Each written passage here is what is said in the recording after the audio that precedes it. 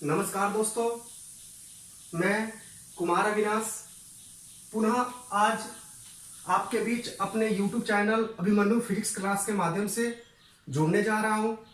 पिछले क्लास में हमने जो फिजिक्स के जिस भाग को हमने आपके बीच रखा था वो था इलेक्ट्रोस्टैटिक्स, और हमने पिछले क्लास में इलेक्ट्रोस्टैटिक्स को आपके बीच डिफाइन किया था, जिसमें आपको बताया गया था कि इलेक्ट्रोस्टैटिक्स फिजिक्स का वह हिस्सा है, फिजिक्स का वह ब्रांच है जिसमें हम रेस्ट में रहने वाले चार्ज के विषय में क्या करते हैं, पढ़ते हैं। आपको बताया गया था electrostatics is the part of physics in which we study about charge which present in rest. यानी इलेक्ट्रोस्टैटिक्स फिजिक्स का वह हिस्सा है जिसमें हम रेस्ट में रहने वाले, विरामावस्था में रहने वाले आवेश के विषय में क्या करते हैं, तो पढ़ते हैं। ठीक है दोस्तों, तो बात आई कि सर इलेक्ट्रोस्टैटिक्स में चार्ज के विषय में जब हम पढ़ते हैं तो आखिर हम चार्ज कहते किसे हैं। तो हम सबसे पहले जाने थे पिछले क्लास में कि चार्ज कहते किसे। हमने चार्ज को भी आपके सामने डिफाइन किया था। हमने आपको बताया था कि चार्ज क्या है, किसी मैटर का, किसी पदार्थ का फंडामेंटल प्रॉपर्टी होता है, मूल गुण होता है, जिसकी वजह से दो बॉडी एक दूसरे को या तो अट्रैक्ट करती हैं या तो रिपेल करती हैं। आपको मैंने इसको दूसरे तरीका से आपको बताया था कि चार्ज क्या है, किसी मैटर का, किसी पदार्थ का फंडामेंटल प्रॉपर्टी है, मूल गुण है, जिसकी वजह से हम इलेक्ट्रिक इफेक्ट और मैग्नेटिक इफेक्ट क्या करते हैं, एक्सपीरियंस करते हैं। दोस्तों आपको बताया गया था कि जब चार्ज रेस्ट में रहता है, विरामा अवस्था में रहता है, तो हम उसके कारण केवल और केवल इलेक्ट्रिक इफेक्ट ही एक्सपीरियंस करते हैं। जब वही चार्ज मूव करना शुरू कर देता है तो उसके कारण हम मैग्नेटिक इफेक्ट क्या करते हैं, तो एक्सपीरियंस करते हैं। ठीक है ना। और चार्ज के बारे में आपको पिछले क्लास में हमने छोटा सा और बात बताया था। आपको बताया गया था कि जब कोई बॉडी है उसमें प्रोटॉन की संख्या इलेक्ट्रॉन की संख्या के अगर बराबर होती है तो वो बॉडी न्यूट्रल कहा जाता है, और जब किसी बॉडी में प्रोटॉन की संख्या इलेक्ट्रॉन की संख्या से क्या होती है, तो आपको ज्यादा होती है, तो वह बॉडी पॉजिटिवली चार्ज होता है। और जब उस बॉडी में प्रोटॉन की संख्या इलेक्ट्रॉन की संख्या से कम होती है तो बॉडी क्या होता है, यहाँ इलेक्ट्रॉन की संख्या ज्यादा है, प्रोटॉन की संख्या कम है, तो ये बॉडी क्या होता है बाबू, नेगेटिवली चार्ज होता है। ठीक है ना। कोई भी बॉडी जब वो चार्ज होता है तो due to transfer of electron, यानी कोई भी बॉडी इलेक्ट्रॉन के ट्रांसफर के फलस्वरूप क्या होता है, चार्ज होता है। इलेक्ट्रॉन का ट्रांसफर आप समझ रहे हो, हमारे से अगर हम में से इलेक्ट्रॉन का ट्रांसफर की बात होगी तो ट्रांसफर का मतलब या तो इलेक्ट्रॉन हम में से निकल के कहीं जाएगा या तो कहीं से हमारे अंदर इलेक्ट्रॉन आएगा। तो जब कभी भी किसी बॉडी के चार्ज होने की बात होगी तो वो चार्ज होगा, किस दौरान चार्ज होगा, वो जब उससे इलेक्ट्रॉन का ट्रांसफर होगा। ठीक है ना। कभी प्रोटॉन का ट्रांसफर नहीं होता है जिस कारण से कोई बॉडी चार्ज हो। जब भी ट्रांसफर होना होगा तो इलेक्ट्रॉन होगा, प्रोटॉन ट्रांसफर नहीं होता है। तो दोस्तों यही पिछले क्लास में आपको बताया गया था। अगर नए लोग हमारे साथ अगर जुड़ रहे हैं तो उनको अगर बेहतर ढंग से देखना है, जानना है, तो आप पुनः पुराने वीडियो को पहले देख लें, उसके बाद इस वीडियो को देखें, ताकि आपको आज की क्लास को समझने में काफी मदद मिलेगी। और जो पुराने लोग भी हैं जो वीडियो देख चुके हैं, अगर उनको थोड़ा भी कंफ्यूजन हो तो आप पुनः उस वीडियो को रिवीजन के तौर पर देख करके इस वीडियो को देखिए, ताकि आपको आज का क्लास पूरा का पूरा क्या हो, समझ में आए। आज का जो मेरा क्लास है वो भी चार्ज पर ही आधारित है। ठीक है ना। क्योंकि पिछले क्लास में जो हम पढ़े थे वो काफी नहीं था चार्ज के बारे में जानने के लिए, तो हम चाहते हैं कि आगे और भी क्लासेस करें कि हम चार्ज को जान सके। चार्ज को हम अच्छे ढंग से जानेंगे, उसके बाद हम नेक्स्ट टॉपिक की तरफ बढ़ेंगे। ठीक है ना। तो आइए हम आगे बढ़ते हैं। तो इसमें आज का मैंने हेडिंग जो लिखा वो क्या लिखा है, इंपोर्टेंट पॉइंट अबाउट चार्ज, यानी चार्ज के बारे में, चार्ज के विषय में कुछ महत्वपूर्ण तथ्य अर्थात महत्वपूर्ण बिंदु। ठीक है ना। इसमें पहला जो मैंने तथ्य आपके सामने रखा है, पहला जो मैंने आपके पॉइंट आपके सामने रखा है, उसमें हमने क्या लिखा है, सबसे पहले हम उसको समझते हैं। ठीक है ना। उसके बाद हम आपको मैंने जो बोर्ड पर अक्षर लिखा है उसको मैं एक एक करके समझा दूंगा।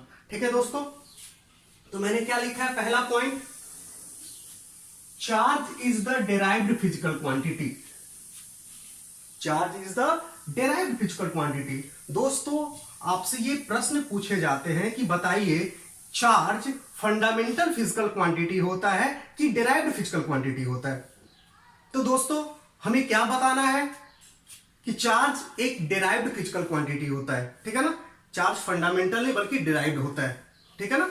अब कोई हमसे ये पूछ दे कि बताओ चार्ज डेराइव्ड फिजिकल क्वांटिटी होता क्यों है, तो ये भी अच्छा बात है, अच्छा क्वेश्चन है कि ठीक है चार्ज क्या होता है, डेराइव्ड फिजिकल क्वांटिटी होता है, लेकिन कोई ये भी तो पूछ सकता है कि क्यों होता है। तो दोस्तों इसका जवाब मैं आपको दे सकता हूं, लेकिन इसके लिए हमें 11th क्लास के कुछ हिस्से को क्या करना पड़ेगा, तो आपके सामने लाना पड़ेगा, ठीक है ना। तो मैं इसको बताऊंगा आपको कि चार्ज डेराइव्ड होता है तो क्यों होता है, मैं बताऊंगा, ठीक है ना। तो सबसे पहले इसी को हम समझ लेते हैं कि चार्ज डेराइव्ड होता है तो क्यों होता है। तो दोस्तों इस टॉपिक को पहले हम जाने उससे पहले जो इसका बेस है उसको हमें जानना आवश्यक है। दोस्तों आप सबने फिजिकल क्वांटिटी के बारे में तो अवश्य ही सुना होगा, फिजिकल क्वांटिटी के बारे में आपने अवश्य ही सुना होगा कि फिजिकल क्वांटिटी किसे कहते हैं। तो दोस्तों मैं आपको पुनः उस बात को बता रहा हूं कि फिजिकल क्वांटिटी हम उन क्वांटिटी को कहते हैं जिनको हम मेजर्ड कर सकते हैं, यानी जो भी क्वांटिटी मेजर्ड हो सकती है, मापी या तौली जा सकती है, उसे हम क्या कहते हैं, तो फिजिकल क्वांटिटी कहते हैं। यानी सिंपल सी बात है, जो क्वांटिटी मेजरेबल होगा, जिसको हम माप या तौल सकेंगे, वो क्या कहलाएगा हमारा, तो फिजिकल क्वांटिटी कहलाएगा। एग्जाम्पल के तौर पे आप लेंथ को लीजिए, लेंथ यानी लंबाई। क्या किसी चीज के लंबाई को आप मेजर कर सकते हैं, माप सकते हैं, तो आप कहिएगा हाँ सर माप सकते हैं। किस चीज में मापेंगे, तो या तो मीटर में, या तो किलोमीटर में, या तो सेंटीमीटर में, और भी क्या होगा आपको तरीका है, हम उसमें माप सकते हैं। तो लेंथ मेजरेबल है, तो लेंथ हमसे कोई पूछेगा बताओ फिजिकल क्वांटिटी है कि नहीं है, तो है, हम उसको मेजर कर सकते हैं, उसको माप सकते हैं। फिर दूसरा एग्जांपल आप देख सकते हो मास, तो मास को भी आप मेजर कर सकते हो, मास को आप क्या कर सकते हो, तौल सकते हो, इसलिए मास भी क्या होगा हमारा फिजिकल क्वांटिटी होगा। उसके अलावा टेम्परेचर की बात करते हैं, तापमान की बात करते हैं, तो आप इसको भी मेजर कर सकते हैं। आप मेजर करते भी हैं किस चीज में, डिग्री सेल्सियस में या केल्विन में, और भी इसके मात्रक है। तो हम टेम्परेचर को भी मेजर कर सकते हैं, तो टेम्परेचर भी हमारा क्या होगा, फिजिकल क्वांटिटी होगा। यानी जिन भी क्वांटिटी को हम मेजर कर सकते हैं उन्हें हम क्या कह सकते हैं, तो फिजिकल क्वांटिटी कह सकते हैं। ओके दोस्तों, अब आगे हम बढ़ते हैं, ठीक है ना। तो फिजिकल क्वांटिटी है क्या, तो मैंने आपको बताया कि फिजिकल क्वांटिटी हम उन क्वांटिटी को कहते हैं जिसको हम मेजर कर सकते हैं, जिनको हम माप या तौल सकते हैं, ठीक है ना। अब जब आगे बढ़ते हैं तो फिजिकल क्वांटिटी को डिपेंडेंसी के आधार पर बांटा जब जाता है तो यह मुख्यतः दो भागों में बढ़ता है। यानी फिजिकल क्वांटिटी के मुख्य टाइप्स, मुख्य प्रकार कितने होते हैं, तो दो होते हैं, ठीक है ना, जिनमें हम एक को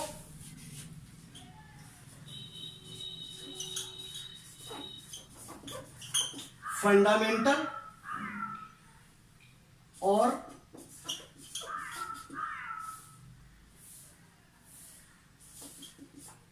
बेसिक फिजिकल क्वांटिटी कहते हैं, और दूसरा जो होता है उसको हम क्या कहते हैं दोस्तों, इसको हम कहते हैं डेराइव्ड फिजिकल क्वांटिटी।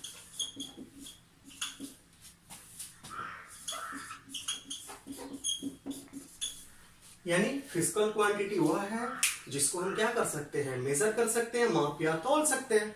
और ये फिजिकल क्वांटिटी को जब हम डिपेंडेंसी के आधार पर बांटते हैं तो इसके मुख्यतः दो ही प्रकार होते हैं, जिनमें एक को हम फंडामेंटल या बेसिक फिजिकल क्वांटिटी कहते हैं और दूसरे को हम डेराइव्ड फिजिकल क्वांटिटी कहते हैं, ठीक है मित्र। अब फिर फंडामेंटल और बेसिक फिजिकल क्वांटिटी का हिंदी मतलब क्या हो जाएगा, तो फंडामेंटल का हिंदी होता है मूल, और बेसिक का क्या होता है, तो आधारी। तो हम इसको कह सकते हैं मूल या आधारी, और फिजिकल क्वांटिटी का क्या होगा, भौतिक राशि। इसको कह सकते हैं मूल या आधारी भौतिक राशि, यानी पहला, और दूसरा डेराइव्ड फिजिकल क्वांटिटी, इसका हिंदी हो जाएगा व्युत्पन्न भौतिक राशि। ओके मित्र, ओके दोस्त, देखिए आगे। तो फिजिकल क्वांटिटी के दो प्रकार, डिपेंडेंसी के आधार पर, निर्भरता के आधार पर, ठीक है ना। अब बात आती है कि सर आखिर फंडामेंटल फिजिकल क्वांटिटी किसे कहेंगे और डेराइव्ड फिजिकल क्वांटिटी किसे कहेंगे। तो फंडामेंटल फिजिकल क्वांटिटी का डिफिनेशन होता है कि those quantity which does not depends upon the other physical quantity and which having own unit is known as fundamental physical quantity। यानी फंडामेंटल फिजिकल क्वांटिटी हम उस फिजिकल क्वांटिटी को कहते हैं जो किसी अदर फिजिकल क्वांटिटी पे निर्भर नहीं करते हैं, डिपेंड नहीं करते हैं, और जिनके पास अपना यूनिट होता है, अपना मात्रक होता है। मतलब हम फंडामेंटल हो सकते हैं, जैसे मैं खुद को मैं सोचूं कि मैं फंडामेंटल हूं या ड्राइव्ड हूं, तो मैं फंडामेंटल अपने आप को कह सकता हूं अगर मैं किसी पर अगर डिपेंड ना करूं, ठीक है ना। डिपेंड ना करने का मतलब क्या है कि उस पर आधारित ना हो, वो जो करे वो करे, हमें उससे मतलब नहीं है, उसके बदलने से, उसके चेंज होने से, उसके अंदर कुछ होने से मेरे पर अगर इफेक्ट नहीं पड़ता है, मेरे पर अगर प्रभाव नहीं पड़ता है, तो हम फंडामेंटल है। तो फंडामेंटल हम उस फिजिकल क्वांटिटी को कहेंगे जो किसी अदर फिजिकल क्वांटिटी पे डिपेंड नहीं करते हैं, ठीक है ना, और जिनके पास अपना खुद का यूनिट होता है, खुद का मात्रक होता है, वही फंडामेंटल के नाम से क्या होता है तो जाना जाता है, ठीक है ना। तो ये फंडामेंटल कौन कौन है, आइए हम इसको लिख लेते हैं। फंडामेंटल में जो आता है नाम, उसमें एक मास होता है, लेंथ होता है, टाइम होता है, टेम्परेचर होता है,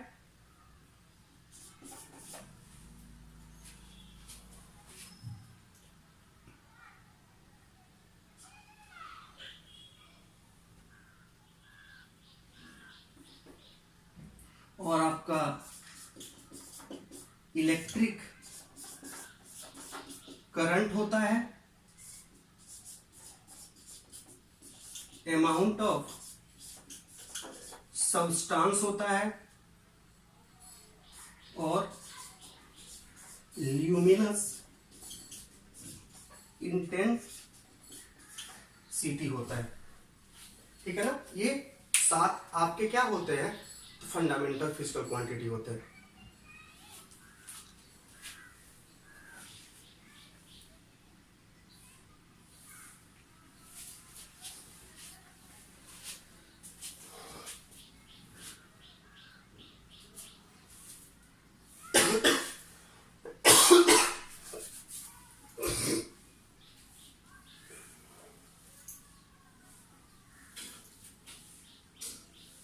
तो ये जो आपको मैंने बोर्ड पे लिखा है, ये फंडामेंटल फिजिकल क्वांटिटी है। क्यों है? क्योंकि ये किसी पर डिपेंड नहीं करते हैं। जैसे मास, मास यहां लिखा हुआ है, यहां क्या लिखा हुआ, लेंथ, ये सातों का सातों फंडामेंटल है। क्यों है फंडामेंटल, तो मैं बताता हूं, क्योंकि ये किसी पर डिपेंड नहीं करता है। जैसे मान लीजिए इसका मास हमें फाइंड आउट करना है, इसका मास हमें निकालना है, तो दोस्त हमें क्या करना पड़ेगा, इसको तराजू पे रखना पड़ेगा। किसी भी प्रकार का तराजू, तो पता चल जाएगा कि इसका मास कितना है। क्या इसके मास को निकालने के लिए इसका लेंथ मेजर करना आवश्यक है, इसका लंबाई मापना क्या है आवश्यक है, या इसका टेम्परेचर जानना आवश्यक है? क्या ये जानना आवश्यक है कि इसका मास जो हम तराजू पे तौल के निकाल रहे हैं उसके लिए कितना समय लग रहा है? तो ये चीज हमें नहीं चाहिए, ये रिक्वायरमेंट नहीं है हमारी, ठीक है ना। तो इसके मास को निकालने के लिए एक्स्ट्रा किसी और फिजिकल क्वांटिटी के बारे में जानना हमारे लिए जरूरी नहीं है। ओके, तो इसके मास को निकालना तो सिंपल हम तराजू पे रखेंगे, वेटिंग मशीन पे रखेंगे, इसका मास हमें क्या होगा वो बहु मालूम चल जाएगा। इसीलिए ये मास जो है वो फंडामेंटल फिजिकल क्वांटिटी है। वैसे ही लेंथ के बारे में अगर जिक्र करना हो, इसमें मेरे जो हाथ में मार्कर है इसका लेंथ हमें पता करना है, तो सिंपल सा क्या करेंगे, आप इसको मापने का स्केल लेंगे और माप लेंगे। क्या इसके लिए इसका मास मापना जरूरी है कि इसका टेम्परेचर मापना जरूरी है? तो नहीं दोस्तों, जरूरी नहीं है। इसलिए लेंथ को केवल मेजर करना, तो इसको स्केल से नाप लेंगे। हमें इनमें से अदर फिजिकल क्वांटिटी की सहायता हमें नहीं लेनी है, ठीक है ना। तो ये भी क्या होगा, इसका लेंथ भी क्या होगा, तो फंडामेंटल फिजिकल क्वांटिटी होगा। इसी तरह ये सातों क्या है, फंडामेंटल फिजिकल क्वांटिटी है। कोई दिक्कत आप लोगों को? अब रही बात कि इसका अपना यूनिट होता है। हाँ, अपना यूनिट होता है। मास का अपना यूनिट केजी होता है, लेंथ का मीटर होता है, टाइम का सेकेंड होता है, और ये जो मैं यूनिट लिख रहा हूं ना, वह एसआई यूनिट लिख रहा हूं। कैसा लिख रहा हूं, क्या लिख रहा हूं, एसआई यूनिट। फिर बात है कि एसआई यूनिट क्या है। तो दोस्तों ये जो यूनिट है वो मुख्यतः दो प्रकार का होता है, ऐसे होते हैं चार, ठीक है ना, लेकिन और भी इसके प्रकार है, बट मुख्यतः हम दो ही का जिक्र करते हैं, जिसमें एक होता है एसआई यूनिट और दूसरा होता है सीजीएस यूनिट। तो एसआई यूनिट किसे कहेंगे, तो ऐसा यूनिट है जिसमें हम मास को केजी में मेजर करते हैं, लेंथ को हम मीटर में मेजर करते हैं, और टाइम को हम सेकेंड में मेजर करते हैं। तो जिस भी यूनिट में मास केजी में, लेंथ मीटर में और टाइम सेकेंड में मेजर किया जाएगा वो ऐसा यूनिट है। जबकि सीजीएस यूनिट में क्या होता है, आपका लेंथ जो है वह सेंटीमीटर में,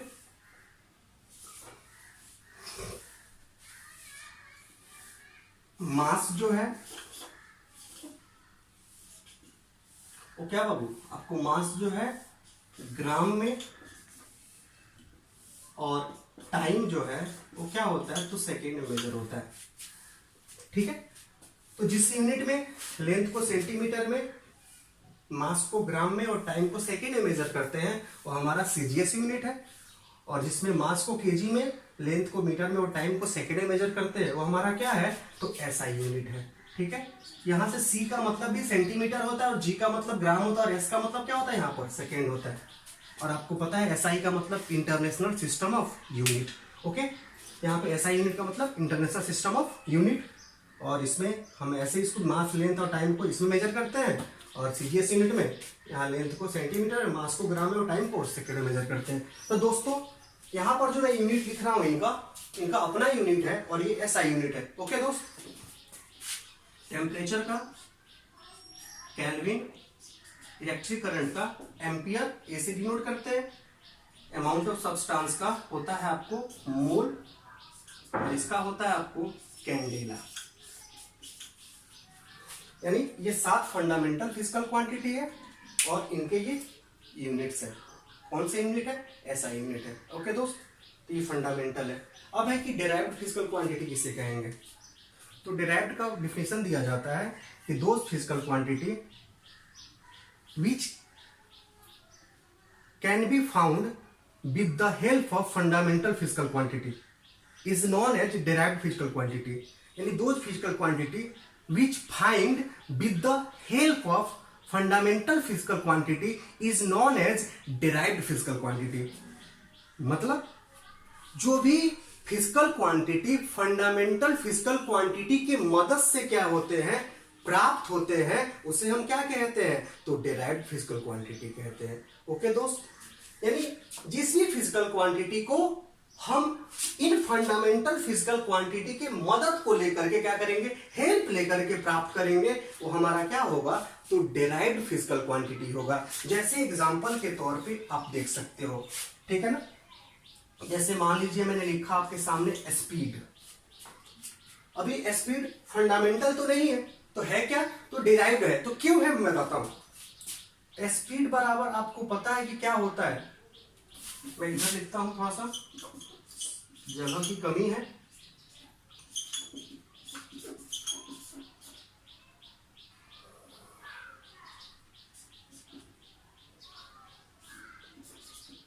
डिस्टेंस बाय टाइम, स्पीड बराबर होता है। तो इसमें टाइम फंडामेंटल है, लेकिन डिस्टेंस इसमें आपको नहीं दिख रहा है। लेकिन डिस्टेंस के बारे में अगर जानिएगा तो आप डिस्टेंस किसे कहते हैं, 11th में पढ़े होंगे कि जिन रास्तों पर हम चलते हैं उन रास्तों का जो लेंथ होता है, उन रास्तों का जो लंबाई होता है, वही डिस्टेंस कहलाता है, वही दूरी कहलाता है।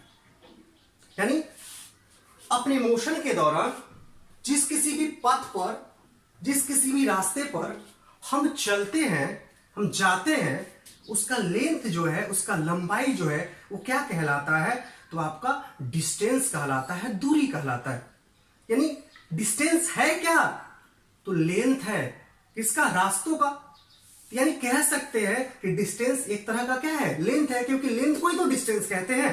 यहां पर डिस्टेंस ये इनडायरेक्ट रूप से क्या है, तो लेंथ है। ओके, और ये लेंथ बाई क्या हो जाएगा आपका, टाइम हो जाएगा। ठीक है, मैं इसको थोड़ा सा इधर कर देता हूं, इसे हमें पढ़ना है, इस साइड वाला को भी पढ़ना है, हम इधर भी चल रहे हैं। ठीक है, यहाँ स्पीड बराबर क्या है दोस्तों, तो लेंथ बाई टाइम। लेंथ क्या है अब देखिए तो, लेंथ, अच्छा जी फंडामेंटल है। टाइम, अच्छा ये भी फंडामेंटल है। इसका मतलब हमें स्पीड को अगर प्राप्त करना है तो हमें लेंथ को भी जानना होगा और टाइम को भी जानना होगा। अगर दोनों को जानेंगे तब जाकर क्या होगा, स्पीड निकलेगा। तो बताइए, ये फंडामेंटल के हेल्प से ना प्राप्त हो रहा है, स्पीड फंडामेंटल के हेल्प से प्राप्त हो रहा है, इसीलिए इसको क्या कहेंगे, तो डिराइव्ड फिजिकल क्वांटिटी कहेंगे। क्योंकि डिराइव्ड हम उन्हें ही कहते हैं जो फंडामेंटल के मदद से प्राप्त होते हैं, और डिराइव्ड के पास अपना यूनिट नहीं होता है। जैसे आप सबको मालूम है कि स्पीड का जो यूनिट होता है वो क्या होता है, ऐसा यूनिट मीटर पर सेकेंड, यानी मीटर प्रति सेकेंड। तो क्या ये मीटर प्रति सेकेंड स्पीड का खुद का अपना यूनिट है, तो नहीं दोस्तों। यहां पर लेंथ का यूनिट क्या होगा, ऐसा ही मीटर, और टाइम का क्या होगा, सेकेंड, तब जाकर के ये बनता है मीटर पर सेकेंड। ठीक है ना, ये मीटर पर सेकेंड स्पीड का अपना खुद का यूनिट नहीं है, यानी डिराइव्ड हम उसे कहेंगे जो फंडामेंटल फिजिकल क्वांटिटी की मदद से प्राप्त हो और जिसके पास अपना यूनिट ना हो। ठीक है ना, तो ये स्पीड क्या है, एक डिराइव्ड फिजिकल क्वांटिटी है। उसी तरह जो कोई भी physical quantity fundamental physical quantity की मदद से प्राप्त होगा उसे हम डिराइव्ड कहेंगे। ओके, चलिए आगे बढ़ते हैं।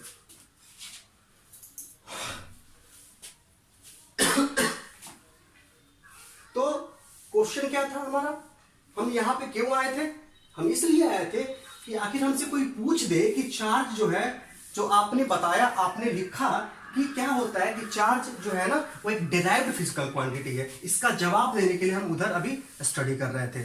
ठीक है ना, ये 11th क्लास से आता है सारा चीज। ठीक है ना, तो अब चार्ज को बताना है कि चार्ज डिराइव्ड होता है तो क्यों होता है, तो आइए इसको भी हम देखते हैं। तो आपको मैंने पिछले क्लास में भी एक फॉर्मूला बताया था कि इलेक्ट्रिक करंट जो होता है, दोस्तों जगह की कमी है और इसी में सब कुछ करना है। ठीक है ना, तो मैं यहां लिख देता हूं, थोड़ा जगह का कमी है, आप भी थोड़ा सा मैनेज करिएगा। ठीक है ना, इलेक्ट्रिक करंट जो होगा वो क्या होगा जी, आपको होता है flow of charge divided by time. यानी इलेक्ट्रिक करंट जो होता है वो फ्लो ऑफ चार्ज और टाइम का क्या होता है, रेशियो होता है। ठीक है ना, तो यहां पर हमें किसके बारे में जानना है, तो चार्ज के बारे में जानना है। तो यहां से आप चार्ज को क्या लिख सकते हो, तो लिख सकते हो कि charge is equal to electric current into time. ठीक है ना, तो चार्ज जो यहां हम देख रहे हैं कि चार्ज के फॉर्मूला में क्या आया, तो इलेक्ट्रिक करंट और टाइम आया। यानी इलेक्ट्रिक करंट है क्या, देखिए तो, अच्छा फंडामेंटल है, और यहां टाइम क्या है, तो ये भी फंडामेंटल है। तो समझ में कुछ आया आप लोग को, क्योंकि ये भी फंडामेंटल, ये भी फंडामेंटल, और इन दोनों की मदद से हमारा चार्ज प्राप्त हो रहा है। इस वजह से चार्ज हमारा क्या होगा, तो आप भी कह सकते हैं क्या होगा, हमारा डिराइव्ड होगा। तो हम अब कह सकते हैं कि चार्ज जो है वह एक डिराइव्ड फिजिकल क्वांटिटी होता है, क्योंकि वह इलेक्ट्रिक करंट और टाइम जो फंडामेंटल फिजिकल क्वांटिटी है उसके मदद से प्राप्त होता है। ठीक है, अब चार्ज के यूनिट की बात करें, अगर ऐसा यूनिट की बात करें तो क्या होगा दोस्तों, कुछ हड़बड़ाने की जरूरत नहीं है। यहां पे बहुत लोग होते हैं कि अलग अलग फिजिकल क्वांटिटी के यूनिट को क्या करते हैं, रट्टा मारते हैं। तो देखिए, रट्टा हमें नहीं मारना है, मैं आज क्लियर कर दूं आपसे, हमें जो भी है रट्टा मार के काम नहीं करना है। यूनिट हो या डायमेंशन फॉर्मूला हो, मैं बताता हूं, डायमेंशन फॉर्मूला पे भी आता हूं मैं। ठीक है ना, सिंपल सा, इसका यूनिट चाहिए ना आपको, तो टेंशन नहीं लेना जी। देखिए, चार्ज जो होता है इलेक्ट्रिक करंट और टाइम का मल्टीप्लिकेशन है। तो आइए चार्ज का यूनिट पता करते हैं। इलेक्ट्रिक करंट का ऐसा यूनिट क्या होता है दोस्तों, तो एम्पियर। अच्छा, और टाइम है, टाइम का क्या होता है जी, तो सेकेंड। ये दोनों मिलके क्या बन जाएगा, बताइए तो, एम्पियर सेकेंड। तो आपको यूनिट भी अब रखना नहीं है। अगर ये आप पता करके रखे हुए ना, किसी फिजिकल क्वांटिटी का यूनिट आपको रखना नहीं पड़ेगा। मैं आपको एक एक करके सबको बताऊंगा, ठीक है ना। तो charge is the derived physical quantity, यानी चार्ज जो है एक व्युत्पन्न भौतिक राशि है। क्यों है? क्योंकि यह विद्युत धारा और समय जो मूल भौतिक राशि है उसके सहायता से प्राप्त होता है, ठीक है ना दोस्तों। Having SI unit ampere second, जिसका एसआई मात्रा क्या होता है? एम्पियर सेकेंड होता है, जो कि मैंने यहां बता दिया। इसमें कोई डाउट आप लोगों को तो नहीं होना चाहिए, ठीक है ना। आगे बढ़ते हैं। और कूलम, ये क्या है? Having SI unit ampere second और कूलम, यानी चार्ज का एसआई यूनिट एम्पियर सेकेंड भी होता है और कूलम भी होता है। तो कहिएगा कि एक ही फिजिकल क्वांटिटी का दो एसआई यूनिट कैसे? तो दोनों अलग अलग नहीं है, वो अलग अलग आपको दिख रहा है। एक्चुअली होता क्या है कि हम एम्पियर सेकेंड को ना, चूंकि 1 एम्पियर सेकेंड 1 कूलम के बराबर होता है, वो माना जाता है, ठीक है ना। ये माना गया है कि 1 एम्पियर सेकेंड क्या होता है? 1 कूलम के बराबर होता है। जब ये दोनों आपस में बराबर हैं, एम्पियर सेकेंड को हम क्या कह सकते हैं? कूलम भी कह सकते हैं, ठीक है ना। तो आपको याद जब करना है तो किसको याद कीजिएगा? तो हमारा सजेशन होगा कि जब आप याद करो तो एम्पियर सेकेंड भी याद करो और क्या करो? कूलम भी याद करो। बहुत लोग कहेगा सर क्या जरूरी है, हमको ऐसा यूनिट पूछा जाएगा ना, तब बोल देंगे कूलम होता है या बोल देंगे एम्पियर सेकेंड होता है। तो नहीं, आप मैक्सिमम जगह पे कूलम ही इस्तेमाल किया जाता है, एम्पियर सेकेंड कहीं कहीं इस्तेमाल होता है। लेकिन एम्पियर सेकेंड भी इंपॉर्टेंट है, क्योंकि मैं आपको बता दूं कि पिछले विगत वर्षों में बिहार बोर्ड एक क्वेश्चन लेकर के आया था ऑब्जेक्टिव में, ठीक है ना। उसमें पूछा था कि ampere hour is the unit of, यानी एम्पियर आवर जो होता है वो यूनिट होता है किसका? यानी एम्पियर आवर यानी एम्पियर घंटा किसका किसका यूनिट होता है, किसका मात्रक होता है। एक क्वेश्चन ये पूछा था, कौन? बिहार बोर्ड। और पता है आपको जवाब में क्या था? ऑप्शंस में क्या थे? आपको एक ऑप्शन था एनर्जी, ठीक है ना। दूसरा ऑप्शन था बी में पोटेंशियल, सी में था चार्ज और डी में था नन ऑफ दीज। ये 4 ऑप्शंस थे। पूछा गया सिंपल सा क्वेश्चन था उसका कि ampere hour is the unit of, यानी एम्पियर आवर किसका मात्रक होता है। तो अभी तक तो आप चार्ज को ही पढ़े हो, अभी एनर्जी पोटेंशियल मेरे को पढ़ाना है 11th पे, हो सकता है आप पढ़े हो तो थोड़ा बहुत याद हो आपको। तो ये 4 ऑप्शन देख करके बहुतों के मन में ख्याल आता है कि मैं कौन सा मारूं, बट ऑब्जेक्टिव क्वेश्चन लोग कहते हैं कि क्या है, ऑप्शन दिया रहता है और मारना क्या आसान है, चलो भाई मार देंगे, क्या दिक्कत, 4 में 1 मारना ही है। तो ऐसा नहीं है, ऑब्जेक्टिव में जितना सही होने का प्रोबेबिलिटी होता है ना, उससे कहीं ज्यादा क्या होता है, गलती होने का प्रोबेबिलिटी होता है, क्योंकि ऑप्शन 4 होते हैं। 100% में आपको अगर 4 भागों में इसको बांटी 100 को 25 तो 25% ही आपका सही होने का प्रोबेबिलिटी है, जबकि 75% गलत होने का प्रोबेबिलिटी है। तो कैसे आप कह सकते हैं कि ऑब्जेक्टिव इतना आसान होता है? ऑब्जेक्टिव उन सब बच्चों के लिए आसान होता है जो क्या करते हैं, सही से स्टडी करते हैं, ठीक है ना। तो आप ऐसा थोड़ी आप इतने भाग्यशाली हो कि 4 में से मारना है एक आंसर, तो सही को ही मारोगे, 25% में जाओगे तो 75% में कहां करेगा, उसमें नहीं जाओगे आप। तो ऐसा कभी मत सोचना कि ऑब्जेक्टिव आसान होता है। ऑब्जेक्टिव उनके लिए आसान है जो स्टडी करते हैं डीपली, ठीक है ना। तो ये देख करके आया, ये पूछा नहीं कि एसआई यूनिट, ये नहीं पूछा है, बोला है कि यूनिट किस एम्पियर आवर यूनिट किसका होता है। एसआई यूनिट नहीं पूछा है कि हम एम्पियर सेकेंड ही याद, एम्पियर सेकेंड ही हमको खोजना पड़ेगा इसमें, तो नहीं है, केवल एम्पियर आवर पूछा है किसका यूनिट है। तो एम्पियर इलेक्ट्रिक करंट आवर, अच्छा टाइम का है ना, तो इलेक्ट्रिक करंट और टाइम है। और हमने याद क्या किया है पहले से कि चार्ज का ऐसा यूनिट एम्पियर सेकेंड होता है। तो एम्पियर तो हमको हूबहू दिख ही गया, और सेकेंड, अच्छा सेकेंड भी तो टाइम का यूनिट है और आवर भी तो टाइम का यूनिट है। अच्छा इसका मतलब ये किसका यूनिट है। तो ज्यादा कुछ नहीं जानते, ये चार्ज तो लगा सकते हैं ना जनता, समझ में आ रहा है ना। ऐसा नहीं कि एक ही को याद कर लेंगे तो क्या हो जाएगा, हमारा काम बन जाएगा, ऐसा नहीं, ऐसा हम नहीं सोचेंगे कभी, ठीक है ना। तो आगे हम बढ़ते हैं। तो charge is derived physical quantity, एक व्युत्पन्न भौतिक राशि होता है। क्यों होता है मैंने बताया। हैविंग ऐसा unit ampere second, ampere second होता है इसका ऐसा यूनिट, मैंने बताया आपको। और कुलम, कुलम भी होता है। क्यों होता है मैंने भी आपको डिस्कस किया, मैंने लिखा भी है यहाँ पर। एम्पियर का शॉर्ट फॉर्म ए, सेकंड का एस हो जाएगा, एम्पियर सेकंड, और एक कुलम को हम सी से डिनोट करते हैं, ठीक है ना। और आगे बढ़ते हैं। एंड डायमेंशन फॉर्मूला, यानी चार्ज का बीमीय सूत्र भी हमने लिखा है। क्या लिखा है, तो यहां लिखा है आई टी, और यहां m का पावर 0, l का पावर 0, आई टी। m का पावर 0, किसी भी चीज का पावर अगर 0 है तो उसका मान 1 होता है। यहां भी इसका पावर 0 है तो इसका भी 1 होगा, 1 इंटू 1 गुने आई टी। ये क्या बन जाएगा फाइनली हमारा, तो आई टी, ठीक है ना। क्या हो जाएगा, आई टी, ठीक है ना। तो ये इसमें और इसमें कोई फर्क आपको लग रहा है, तो नहीं है, ठीक है ना। और जब डायमेंशन फॉर्मूला लिखते हैं उस समय इलेक्ट्रिक करंट को हम I से भी डिनोट करते हैं और A से भी डिनोट करते हैं। तो अगर I और A दोनों से डिनोट करते हैं तो यहां हम क्या लिख देंगे, अब AT भी लिख सकते हैं। अब ये कहां से लाए, तो देखिए सिंपल सा बात है। अगर डायमेंशन फॉर्मूला लिखने की बात होगी उस समय हम मास को कैपिटल M से डिनोट करेंगे, लेंथ को कैपिटल L से, टाइम को कैपिटल T से, टेम्परेचर को थीटा से, और कहीं कहीं आपको ये थीटा से भी होता है और के से भी लोग लिखता है, ठीक है ना।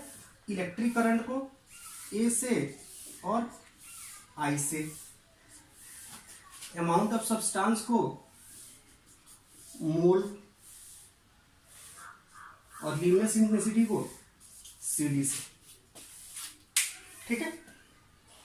तो डायमेंशन फॉर्मूला की बात होगी, ऐसा यूनिट तो इनका इस्तेमाल करेंगे। डायमेंशन फॉर्मूला तो इनको दिखाने के लिए हम इनका इस्तेमाल करेंगे। यहाँ कैपिटल एम है, कैपिटल एल है, कैपिटल टी है, थीटा है, कैपिटल के है, ए है, आई है, ए भी कैपिटल है, ये मोल और ये सीडी। डायमेंशन फॉर्मूला के लिए हम इसका इस्तेमाल, इनको डिनोट करने के लिए, बाकी ऐसा यूनिट के लिए हम इनका इस्तेमाल करेंगे, ठीक है ना। तो डायमेंशन फॉर्मूला चाहिए हमें किसका, चार्ज का। तो चार्ज होता है electric current into time. Electric current यहाँ ए और आई, ए आई दोनों में से कोई इस्तेमाल कीजिए। और टाइम, टाइम के लिए क्या, तो टी, यहाँ टी लगाइए तो ए टी और आई टी क्या होगा आपको दिख जाएगा। कोई दिक्कत किसी को, तो ए टी होता है और आई टी होता है, आपको समझ में आया होगा, ठीक है ना। और आगे बढ़ते हैं।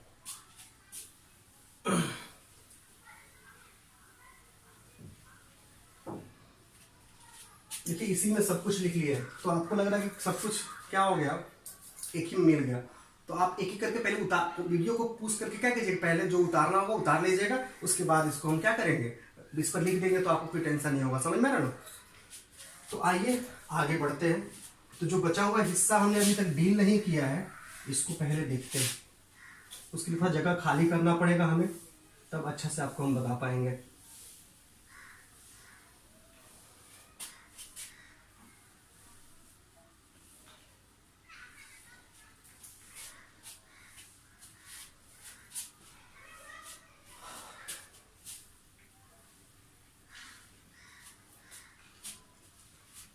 क्या लिखे हैं, अदर यूनिट ऑफ चार्ज, मतलब जैसे आपको पता है कि मास का एसआई यूनिट केजी होता है। क्या केजी के अलावा मास का कोई और यूनिट नहीं होता है, तो कहिएगा होता है। ग्राम भी तो होता है, क्विंटल भी तो होता है, समझ में आ रहा ना। मन भी लोग कहता है कहीं कहीं देहातों में, ठीक है ना। तो यूनिट मास का ऐसा नहीं है कि केवल हम लिख दिए तो क्या है, तो केजी होगा। ये ऐसा ही यूनिट है, इसके अलावा भी तो यूनिट होता है ना। उसी प्रकार चार्ज का ऐसा यूनिट एम्पियर सेकंड या कूलम है, क्या उसके अलावा इसका यूनिट नहीं होगा, तो होंगे। तो ऐसा यूनिट नहीं होंगे तो सीजीएस यूनिट होंगे ना दोस्तों। तो आइए, तो अदर यूनिट ऑफ चार्ज, यानी चार्ज को किसी अदर यूनिट में हम कैसे लिखेंगे, ठीक है ना। जैसे आपसे कोई पूछता है कि बताओ 1 kg is equal to how many gram, तो कैसे उसको बताओगे? तो आपने याद करके रखा है कि 1 kg जो होता है ना वो 1000 ग्राम के क्या होता है बराबर होता है, तो आप बोल देते हो कि देखो 1000 ग्राम के बराबर होगा, यानी 1 kg क्या होगा 1000 ग्राम के बराबर होगा। उसी प्रकार अगर आज से हमसे कोई पूछे कि बताओ 1 कूलम कितने ESU ऑफ चार्ज के बराबर होगा, कितने ESU ऑफ चार्ज के बराबर होगा, ठीक है ना। ESU क्या है, ESU का मतलब क्या है, यहाँ E से होता है इलेक्ट्रो, S से स्टैटिक और U से यूनिट, इलेक्ट्रोस्टैटिक यूनिट, ठीक है ना।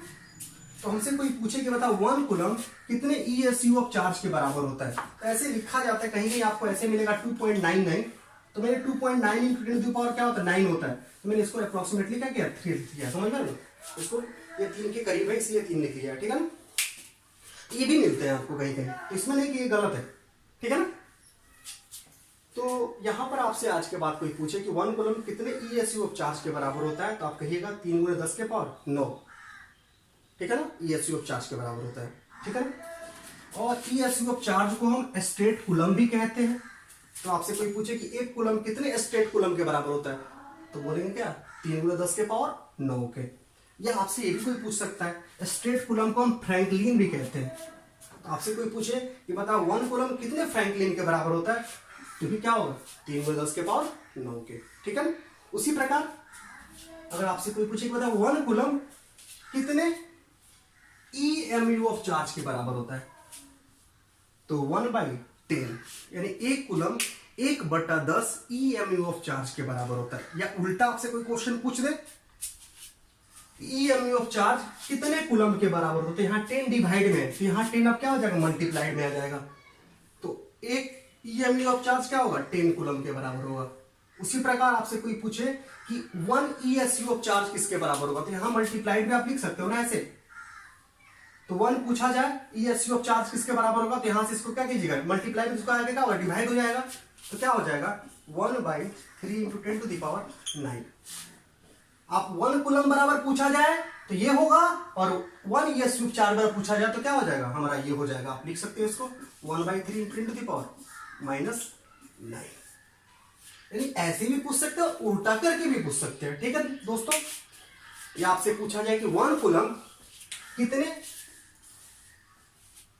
अब कूलम के बराबर होता है, यानी AB कूलम के बराबर होता है, ठीक है ना। तो क्या कहेंगे 1/10, क्योंकि EMU ऑफ चार्ज और अब कूलम जो होता है वो क्या होता है एक ही है, ठीक है ना। हम EMU ऑफ चार्ज को अब कूलम भी कहते हैं, ठीक है ना। आपसे कोई पूछे कि बताइए आपको 1 कूलम कितने अब कूलम के बराबर होता है, यानी AB कूलम के बराबर होता है, तो यह क्या हो जाएगा 1/10 की। कोई दिक्कत, आगे बढ़ते हैं। तो ESU का मतलब यहाँ क्या है इलेक्ट्रोस्टैटिक यूनिट, और EMU का मतलब क्या है इलेक्ट्रोमैग्नेटिक यूनिट। कोई दिक्कत।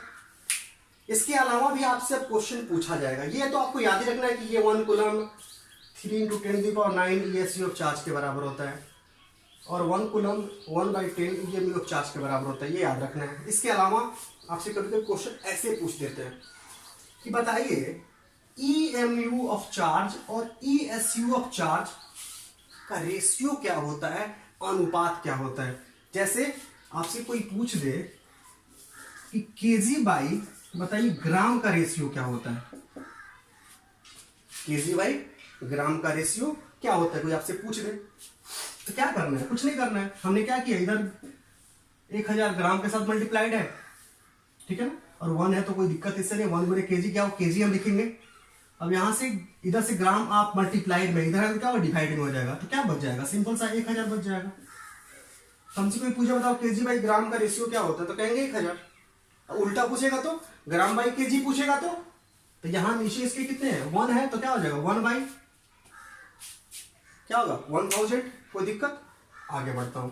अब उसी प्रकार आपसे पूछा जाएगा EMU ऑफ चार्ज और ESU ऑफ चार्ज का रेशियो क्या होता है, तो कुछ नहीं करना, देखिएगा यहां EMU ऑफ चार्ज है और यहां ESU ऑफ चार्ज है, ये इसके साथ मल्टीप्लाइड है, इसके साथ और इसके साथ ये मल्टीप्लाइड है। तो EMU ऑफ चार्ज और ESU ऑफ चार्ज, यानी EMU वहीं रखते हैं और ESU ऑफ चार्ज को उस साइड ले जाते हैं। इधर मल्टीप्लाइड है तो उधर जाएगा तो क्या होगा डिवाइड हो जाएगा, ठीक है ना। तो EMU of charge divided by, ये जा रहा है उस साइड तो मल्टीप्लाई तो डिवाइड होगा, तो ESU ऑफ चार्ज ये आपको हो गया। तो क्या करना है आगे देखिए, अब इसको मैंने रख दिया और यहाँ पे 1/10 नहीं है तो यहाँ से 1/10 यानी 10 को यहाँ से हटाना होगा, तो जब 10 को हटाएंगे तो वहाँ डिवाइड में यहाँ क्या हो जाएगा मल्टीप्लाइड में, 3 × 10⁹ इंटू क्या 10, तो क्या हो जाएगा 3 × 10⁻10। ओके, EMU ऑफ चार्ज और ESU ऑफ चार्ज का रेशियो कोई पूछे तो आपसे क्या कहिएगा, किसके बराबर होता है, तो 3 × 10⁻10 के बराबर होता है। कोई दिक्कत, ठीक है ना। अगर उल्टा पूछ दे तो सतर्क रहना, हमें क्वेश्चन पहले देखना है ढंग से, क्वेश्चन पूछ क्या रहा है। पूछ सकता है कि ESU ऑफ चार्ज और EMU ऑफ चार्ज का रेशियो क्या होता है, पलटेगा तो हम भी पलट देंगे। इसके नीचे क्या है 1 है तो क्या हो जाएगा 1/3 × 10। तो देखना है कि क्या पूछ रहा है हमसे, ठीक है ना। हवड़ा के कोई क्वेश्चन का आंसर नहीं करते, पहले क्वेश्चन को समझिए उसके बाद आंसर कीजिए, ठीक है ना। उसके बाद हमने क्या लिखा है जी कि बराबर होता है, ये बराबर होता है speed of light in CGS unit. हो सकता है कि आपको 4 ऑप्शंस दे इस क्वेश्चन के कि बताओ रेशियो क्या होता है, उन चारों में या तो ये शामिल हो। अब कुछ बहुत होगा कि ये शामिल ना हो तो क्या करेगा वो ऑप्शन, जैसे मान लीजिए ए में रख दिया 3 × 10⁻9, 3 × 10⁻−9, 3 × 10⁻10 D speed of light in CGS unit, ठीक है ना। यहाँ पे ये तो दिव्य किया है, सॉरी यहाँ पे माइनस लगा देते हैं तो क्वेश्चन थोड़ा सा अच्छा होगा। और 4 ऑप्शन दिया हुआ है और हमने याद क्या किया है कि EMU ऑफ चार्ज और ESU ऑफ चार्ज का रेशियो क्या होता है, तो याद किए हैं कि 3 × 10⁻क्या होता है 10 होता है। जाएंगे ऑप्शन ढूंढ रहे जहां नहीं है, ये अच्छी माइनस में प्लस में याद किए थे यार, अच्छा ये भी माइनस है तो नहीं दिया, क्वेश्चन में गलत बता, इस पर तो ध्यान नहीं जाएगा ना, याद नहीं किया इसलिए समझ में नहीं आएगा। Speed of light in CGS unit है क्या, ऑप्शन तो चौथा भी है, समझ में नहीं आया तो हम लोग कहेंगे क्वेश्चन गलत है, ठीक है ना। ऐसा नहीं है, क्वेश्चन माइनर केस में गलत होता है, बाकी केस में गलत नहीं होता है, ठीक है ना। यहां पर तो कभी कभी लगेगा यार कि यही है, हो सकता है कि गलत याद कर लिए हो, हम याद किए हो 3 × 10, हो सकता है कि -10 होगा यार, गलती से हो सकता है, मिस्टेक हो गया हमसे लिखने में कि लग रहा है 3 × 10⁻10 ही होना चाहिए, हो सकता है लिखने में तो सर लिखवा रहे होंगे, हो सकता है गलती उतार ली हो, ठीक है ना। तो बहुत लोग को अगर क्वेश्चन गलत ना लगे तो कहेंगे कि आंसर क्या होगा यार हम ही गलत है, ठीक है ना। तो इसको क्या करेंगे वो आंसर मान लेंगे, बट वो क्या होगा बलंडर गलती हो जाएगा, समझे। इसलिए दोस्तों जो भी पढ़िए वो बढ़िया से पढ़िए कि आपको कहीं अगर आंसर देना पड़ जाए तो अड़ जाओ कि नहीं यही होगा तो यही होगा, ठीक है ना। अब ऐसा नहीं कि मन बदल ले तुरंत बोले कि ना देखो यार ये होगा, ये यार हो सकता है कि ये भी हो जाए, तो दिक्कत है। 2 जगह नहीं जाना है आपको, ऐसे कुछ करना है, ऐसे पढ़ना है कि आप अड़ जाइए आंसर पे कि यही होगा तो यही होगा, क्यों होगा। अब बढ़िया से पढ़िए ना भाई, सब कुछ पता चल जाएगा, समझ में आ रहा है। तो ये ऑप्शंस का मतलब क्या है मैं बताता हूं। तो आप बताइए speed of light in SI unit क्या होता है, आप कहिएगा एसआई यूनिट में स्पीड का लाइट 3 × 10⁻ क्या होता है 8 मीटर/सेकेंड, यानी एसआई यूनिट में, यानी पढ़े होंगे ना निर्वात में प्रकाश की चाल क्या होता है 3 × 10⁸ मीटर/सेकेंड होता है, यानी वैक्यूम में लाइट का जो स्पीड होता है वो 3 × 10⁻क्या होता है 8 मीटर/सेकेंड होता है। याद किए होंगे आप, हमने बोला है कि ये एसआई यूनिट में है दोस्तों, तुमको सीजीएस यूनिट में लिखे है, तो सीजीएस यूनिट का मतलब क्या है कि लेंथ सेंटीमीटर में, समय सेकेंड में, मास क्या हो तो ग्राम में। यहाँ एम किसको डिनोट कर रहा है तो लेंथ को ना, तो ये मीटर है तो एसआई है, इसको सीजीएस में बदलना पड़ेगा, तो मीटर की जगह पर सेंटीमीटर लिखना है, तो 1 मीटर बराबर कितना होता है तो 100 सेंटीमीटर होता है, यहाँ 100 से मल्टीप्लाई करना पड़ेगा। सेकंड तो सेकंड भाई, सब में दोनों में सेकंड है, चाहे एसआई हो चाहे वो क्या हो सीजीएस हो, ठीक है ना। तो यहां से क्या हो जाएगा 10⁻2 यहां पर है, 10⁻8 यहां पर, क्या होगा 10⁻10। स्पीड ऑफ लाइट सीजीएस में कितना होता है 3 × 10⁻10 होता है, जब याद रखोगे आप इनको तो आप इसे भी याद रखें और इसे भी याद रखें, ठीक है ना, ठीक रहेगा हमारे लिए। और यहाँ क्या लिखा है, ESU और EMU को मतलब लिखा है। इसके बाद लिखा है लिखा गया है कि ESU and EMU is the CGS unit of charge, यानी ESU और EMU क्या होता है, चार्ज का CGS यूनिट होता है, ऐसा यूनिट नहीं होता है, ठीक है ना। उसके बाद लिखा गया है ESU is the smallest unit of charge यार क्या हो गया, ESU is the smallest unit of charge, यानी ESU जो होता है ना वो चार्ज का सबसे छोटा यूनिट होता है, सबसे छोटा मात्रक होता है। ओके, इसको भी याद रखना पड़ेगा, आपसे पूछ सकता है कि चार्ज का सबसे छोटा यूनिट क्या होता है, ठीक है ना। उसके बाद लिखा गया Faraday is the biggest unit of charge, यानी चार्ज का सबसे बड़ा जो यूनिट होता है, सबसे बड़ा जो मात्रक होता है वो क्या होता है, फैराडे होता है, ठीक है दोस्तों।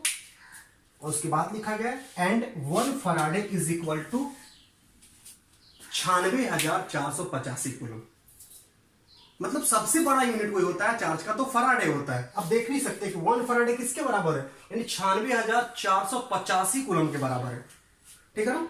तो आपको इसको भी याद रखना पड़ेगा, स्मॉलेस्ट कौन है, ESU, सबसे बड़ा कौन है, फैराडे, और 1 फैराडे कितने की कूलम के बराबर होता है, यहाँ लिखा है। कहीं किताबों में कोई डाटा कुछ और दिया है, कोई डाटा कुछ और दिया है, ठीक है ना, ऐसा नहीं है। तो ये भी डाटा आपको बहुत जगह मिल जाएगा, बहुत जगह डाटा ये दिया हुआ है, ठीक है ना। कहीं कहीं डाटा आपको कुछ होगा तो उससे कोई प्रॉब्लम नहीं है, आप इसको याद रखेंगे, ठीक है ना। 96,485 कूलम 1 फैराडे बराबर होता है, ठीक है ना। और ये रहा आज का क्लास। हम क्या कर रहे थे आज की क्लास में कि इंपोर्टेंट पॉइंट अबाउट चार्ज, यानी चार्ज के विषय में हम कुछ महत्वपूर्ण बिंदु के बारे में जान रहे थे। तो कुछ कहां जाने, हम आज एक ही जाने, इसके बारे में बहुत सारा पॉइंट आपको अभी हमें लिखवाना है। आप पेशेंस रखिए, घबराइए मत। हम आपको चार्ज को ऐसे पढ़ाएंगे आपके सामने कि चार्ज से रिलेटेड कोई भी क्वेश्चन अगर आपके सामने आ गया तो आपसे बनेगा, ना बनने का सवाल ही पैदा नहीं होता है, ठीक है ना। और आज के क्लास के बारे में अगर कोई आपको डाउट रह जाता है या पिछले क्लास के बारे में कोई डाउट रह जाता है तो आप कमेंट में लिखिए, हमें बताइए, हम उसको अगले क्लास में मेंशन करने का प्रयास करेंगे, ओके। और अगर आज का क्लास आपको अच्छा लगा हो तो प्लीज आपसे रिक्वेस्ट है कि मेरे हिम्मत को बढ़ाने के लिए कि मैं आपको और अच्छा से आगे ले चलूं, आगे आगे कंटिन्यू वीडियो करूं, तो आपको मेरे को सपोर्ट करना होगा। उसके लिए आप अपने मित्रों को इस वीडियो के बारे में बताएं और उन्हें देखने के लिए प्रेरित करें, देखने के लिए समझाएं, और ज्यादा से ज्यादा आप जितना शेयर कर सकते हैं आप उतना शेयर करें और अपने दोस्तों को उसके बारे में बताएं, कहें वीडियो देखें, ठीक है ना।